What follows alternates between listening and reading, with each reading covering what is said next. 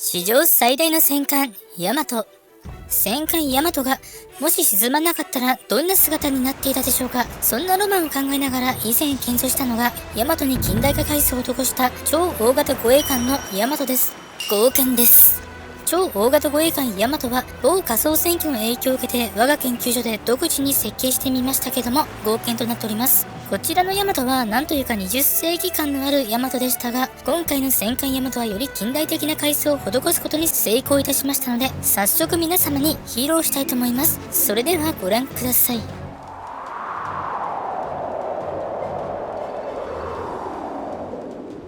こちらが対敵対的地球外起源種攻撃用戦艦ヤマトです。帝国と人類をエイリアンからの侵略から守るべく建造いたしました。ということで申し遅れました。皆様ごきげんよう、新山めさのです。ここにある信じがたい資料が存在しています。それがマブラブオルタネイティブというエノゲーです。いえ、仮想戦記アダルティーなゲームとなっております。こちらの史実によれば、なんか色々あって戦艦ヤマトや武蔵や超大型戦艦ヤマトも残存しておりまして、日本の国語も帝国の状態のままとなっております。そんな世界は航空機の発展が遅れたなどの差異はあれど、ほぼ皆様の世界線と同様な戦後史をたどることになります。しかしそんな折、敵対的地球外起源種、通称ベータの侵略を地球は受けることになります。そんなベータの情け容赦ない侵略によって地球人口は十数億人にまで減少。日本もついに侵攻を受けることになり、わずか1週間で本土が蹂躙、わずかな期間で3000万人以上の犠牲者を生み出すことになってしまうのです。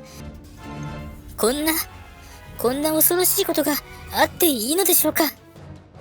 そこで急遽エイリアンからの侵攻に備えるべくヤマトの改装を行ってみましたが、ちょうど先日ある気になる動画が公開されましたのでご覧ください。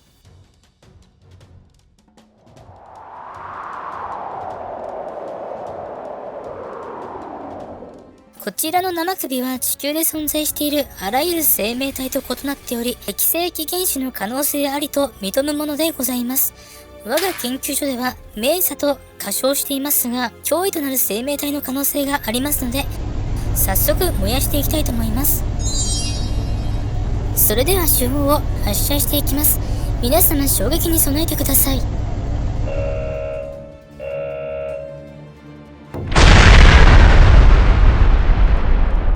弾着。今。よし、エイリアンたちが燃えています。砲撃は成功しました。これで地球は救われましたね。それでは新たな連合艦隊が誇る新ヤマトの詳しい性能をご紹介いたします。新ヤマトの主砲は65口径46センチ砲を9門搭載しています。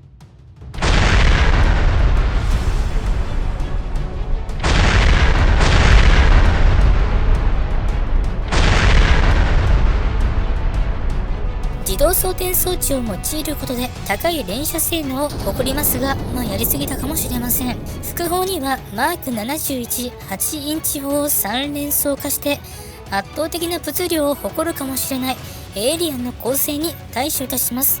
全体のシルエットは対レーザー装甲を施して全て傾斜装甲が用いられています。側面も同様な設計ですが、煙突は並列配置になっています。理由はなんかかっこいいからではなくて、ある秘密が存在しています。さらに対地攻撃用の大型誘導弾も多数装備していますが、ミサイルは昇降式になっており、分厚いレーザー装甲に守られています。環境にはシウスがありまして、もちろんミノスキー粒子の散布に備えて光学式の測距儀も搭載しています。あとはどうしても測距儀にはレーダーが搭載したくなっちゃいますよね。すでに航空機の時代は終焉しており、新型ヤマトにはヘリコプターや航空機の搭載能力は保持しておりません。しかし艦尾にはモビル戦術機というロボットを搭載しています。こちらは通称帝国ザクですね。ザクのモデルは600円で購入いたしました。安いな。また艦艇部にはエイリアンが水中から攻めることを考えて水中魚雷発射管を装備。さらにこちら第三環境を設置して水中の警戒を行うことができます。なんか音が聞こえます。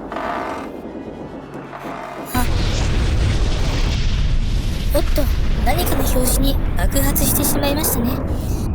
後で乗組員は救助してきますのでご安心ください。そしてこんなこともあろうかと、次の第三環境が時間断層から生えてきます。素晴らしいですね。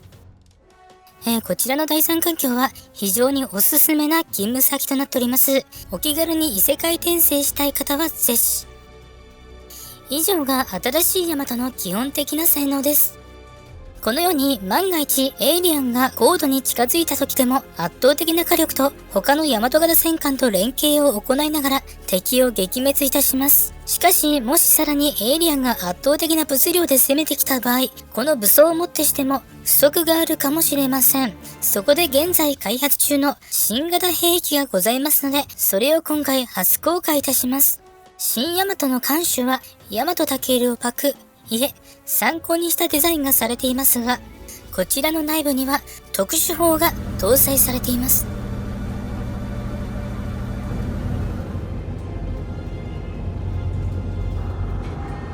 ご覧ください。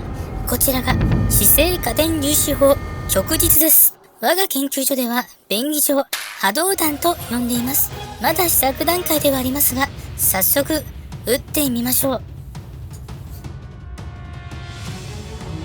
対ショック、対先行防御、エネルギー充電 110%。120は出すと松本零士先生に腹パンされる可能性がありますので、押さえておきます。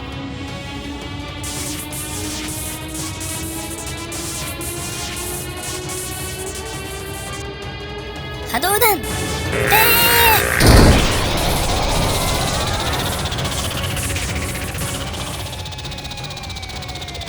これが波動弾の実力です。まるで旧約聖書にあるソドムとゴモラを滅ぼした天の火ですね。出力は9億2400万メガワットを目指して日々研究中です。しかしこの波動弾は開発中のため、一度の戦闘では1回程度の射撃が限界です。また、この巨大な砲の機構を支えるために、新ヤマトの煙突の間には巨大な発電装置を設置しなければならず、このため煙突を分けて並列に設置する必要がありました。つまり、ヤマトの船体自体を巨大な大砲にしているわけですね。ということで、皆様次の動画で、緊急事態発生。メーサの大軍団が急速接近中。緊急事態発生。メーサの大軍団が急速接近中。